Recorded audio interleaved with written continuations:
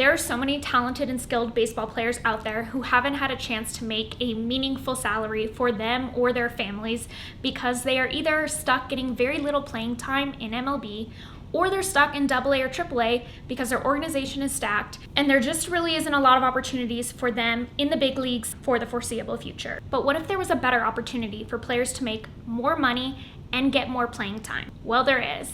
Playing in Asia. Playing in Asia allows players to make more money, get more playing time, and potentially even come back to MLB and sign a bigger free agent contract. So in this video, I want to talk about the different leagues in Asia and what they're looking for. What are some important things that you should consider before going over there? What are some things that you should definitely ask your agent before deciding to play over there? And what are the different types of contracts that you can negotiate when playing overseas? So let's start with the 3 leagues that are in Asia. There's Japan, the NPB, there's Korea, the KBO, and then there's Taiwan, the CPBL. Now, most of these clubs in these leagues over in Asia are looking for players that have some major league experience, or usually at the minimum, they're playing in AA or AAA. And if you are a pitcher, it's important to consider that Japan and Taiwan are really the only leagues that are going to sign relief pitchers. But now let's talk about some important things to consider before deciding to go play in Asia.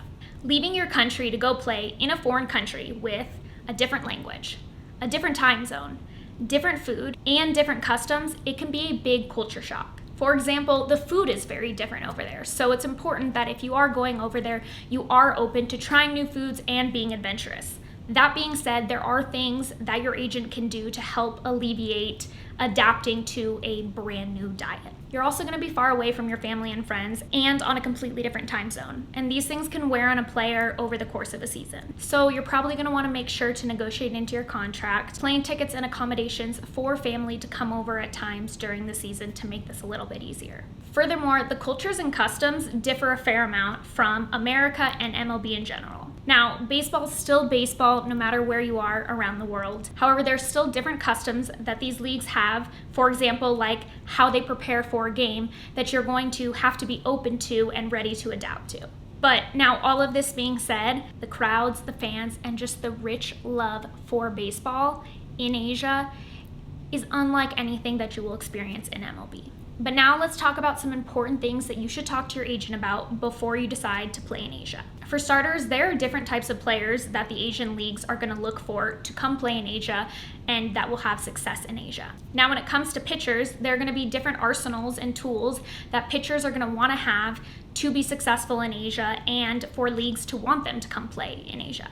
And as for hitters, there are different types of hitters that teams are going to seek out to come play in Asia, but there are also different types of hitters that are going to be likely successful in Asia. And sometimes those 2 hitters, the one that the Asian teams want and the one that's likely going to be successful, are 2 different types of hitters. So it's really important to make sure that your agent has a good understanding of these differences and the types of hitters that obviously the teams in Asia want to sign over there, but also the types of hitters that are likely going to be successful. Because the last thing that you want to do is go to Asia and then get very little playing time or stuck in the minor leagues and just not have a lot of success. Now, another thing that I think is critically important for your agent to have an understanding of and to explain to you is the different cultures of the different teams in Asia, because they're not all the same. Just like in MLB, you have organizations like the Yankees who are more traditional, and then you have organizations like, let's say, the Padres who are a little less clean-cut and old-school traditional. So you really want to make sure that the team that you sign with is going to fit with the kind of player and person that you are, because this is where you are going to live and work for the better part of a year, and you're in a foreign country, so it's really important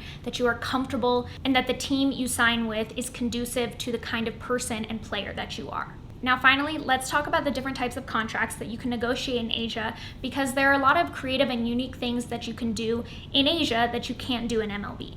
Unlike in MLB, you can actually add different types of bonuses that are related to your performance that are not permissible to add in your contracts in MLB. So be sure that your agent understands these different types of bonuses and different types of ways to maximize your earnings on the field apart from just the guaranteed money. There are also a number of things you can do with your contract off the field that you should definitely talk to your agent about, because they are unique and different and unlike anything you could do in MLB, but it allows you to make extra money. Additionally, contracts in Asia are going to usually cover your housing as well as a translator for any time that you're on the field or at the ballpark or just with your organization in general. Now, one important thing to remember though, if you do sign in Korea, Korea actually has a cap on the total amount of money that you can make in your first year as a foreigner playing in Korea.